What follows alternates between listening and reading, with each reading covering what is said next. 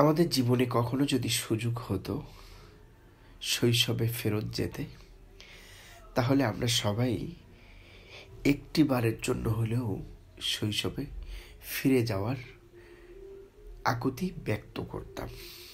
তার অন্যতম কারণ হচ্ছে প্রতিটা মানুষের জীবনের শৈশবটা অত্যন্ত মধুময়, অত্যন্ত আনন্দের হয়। সেই মধুময় সময়গুলোর কথা আমরা যখন ভাবি, আমরা যখন কল্পনা করি, অনেক আনন্দে ভরে ওঠে মন। কারণ যে সময়টাতে ছিল শুধুই আনন্দ, শুধুই খেলাধুলা, আর বাবা মায়ের স্নেহ ভরা শাসন, যেখানে বাবা মায়েরা সন্তানদেরকে সামান্য শাসন করলেও সবসময় ব্যাকুল থাকতেন সন্তানের জন্য। দিন শেষে বাবা মায়েরা অস্থির থাকতেন সন্তান কখন ঘরে ফিরবে।